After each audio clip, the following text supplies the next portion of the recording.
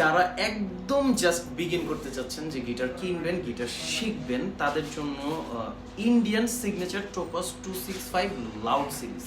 এখানে কিন্তু loud series লেখা আছে, এইখানে মডেল নাম্বার দেয়া আছে, এইখানে সিগনেচার ব্র্যান্ডিং করা আছে, এখানে দাম দেয়া আছে এবং এইখানে কিন্তু হলোগ্রাম দেয়া আছে।